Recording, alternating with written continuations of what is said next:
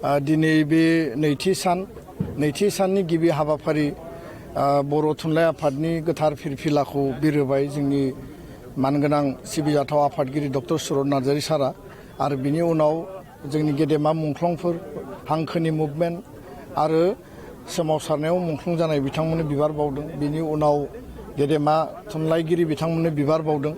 दा बे जुथुम्माया थारैनो मोनसे जारिमिनारि जुथुम्मा आरो 65थि बोसोर बर' थुनलाइ आफादा आफाद हिसाबै 1952 16 नभेम्बरनि उनाव 12 नभेम्बरनि उनाव बे 65 बोसोर आगान सुरनाया मोनसे गोलाव मोनसे आगान आरो बे ग्ल'रियास जि मोनसे जार्नि दिनै जोङो नुयो जे बेयाव गोबां जोंनि गेदेमा बिथांमोना गावनि जिउखौ आत्म बलिदान होबाय गावनि भाषानि थाखाय गावनि थुनलाइनि थाखाय मिडियामनि थाखाय आरो बे बिथिङाव बिनेश्वर ब्रह्म बिहुराम बर' गेदेमा बिथांमोननि मुंखौ आं जेब्लाबो लागोन।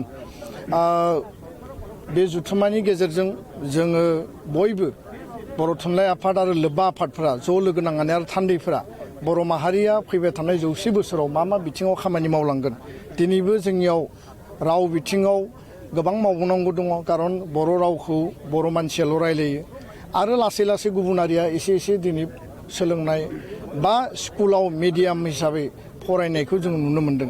खिन्थु बे रावखौ जोङो जुदि इक'नमिक लेंगुवेज हिसाबै बिजनेस लेंगुवेज हिसाबै डिजिटेल बा कम्पिउटाराइज लेंगुवेज हिसाबै दिनै आर्टिफिशियेल इन्टेलिजेन्सनि जुग डिजिटेलनि दिनै जुगाव दिनै कम्पिउटार मबाइल इन्टारनेटनि जुगाव जुदि जों बेखौ कनभार्ट खालामनो हायाबा बेखौ बिश्वमाननि जों जुदि लांनो हायाबा जेरैबायदि असमिया रावा दिनै जौगादों बांला रावा जौगादों तामिला जौगादों गुबुन जौगानाय राव बायदि जोङो जुदि बर' रावखौ लांनांगौब्ला जोंहा गोबां खामानि मावनांगौ दङ।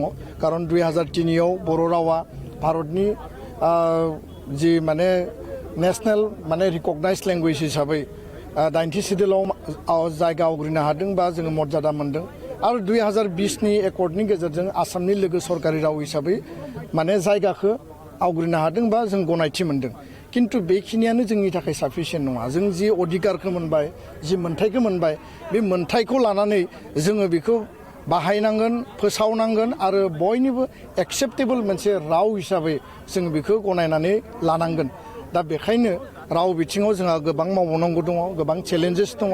बर' मिडियामनि बिथिङाव स्कुल प्रभिन्सियेलाइजेसननि जि प्रसेस आसाम सरकार बिटिआर सरकार जि ज' खालामनो माने आवगायगासिनो दङ बे बिथिङाव जोङो माने मोनसे खोथाखौ आं स्पष्ट बुंगोन आरो दाख्लैबावै एकर्ड इमप्लिमेन्टेसननि सावरायनायावबो बे खोथाखौ स्पष्ट बुंदों जे आसाम सरकारनि सोलोंथाइ मन्त्रि रनज पेगुनि चेयारमेनशिपआव आसाम सरकार बिटिसि सरकार आरो लोगोसेनो बर' कसारि काउन्सिल सरकार जथायै एबसु बर' थुनलाइ आफाद UBPO बे जेंनाखौ सुस्रांनो थाखाय गोख्रै सावरायनांगौ। सिंगोल टिचारनि जेंनाया दाबो दङ आरो गोबां स्कुलाव एनरलमेन्टआ खमायबाय जायनि थाखाय एमालगेमेसन जायनि थाखाय मार्जार खालामनो नागिरदों आरो बर' मिडियामनि स्कुला लासै बिदिनो गोमालांगासिनो दङ। दा एनरलमेन्टआ गैयाब्ला जोंनि जोनोमनि बार्थ डेटआबो जुदि खम जायोबा स्कुलाव एनरलमेन्टआबो खम जायोबा इंराजि मिडियामजों जोङो जुदि फेर फाथिनो गोनां जायोबा गुन गोनां सोलोंथाइखौ बर' मिडियामाव नांगोन आरो गुन गोनां सोलोंथाइ नांगौबा टिचार नांगोन। टिचार गैयाबा गार्जेना स्टुडेन्टखौ हरनो बायो जे क्लास जायाबा जों मानो हरनो।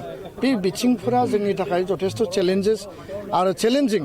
दा बेखायनो जोङो स्पेसियेल टेट 2023आव बिटिसि सरकारखौ आसाम सरकारखौ खावलायनानै जों खुंहोदोंमोन। जथेस्थ' एपइन्टमेन्ट जाबाय आरो जाबावनो गोनां दङ। गोख्रैनो बिटिआर बिटिसि सरकारा बेखौ मावनांगौ। आसाम स्पेसियेल टेट बे बिथिङाव दिनै फोसावनायखौ होदों। खिन्थु जों खावलायदोंमोन जे बर' कसारि काउन्सिल एरियायाव आउटसाइड 6 सिडिउल बेयाव टिचारनि संख्या खम आरो बेयाव एपइन्टमेन्ट जानायनि उनाव आरो बेखौ गारनानै फैयो जायनि थाखाय जोङो साफिसियेन्ट टिचार मोनाखै। बेखौ लानानै जों सावरायबाय थादों। दा स्पेसियेल टेटआ जागोन।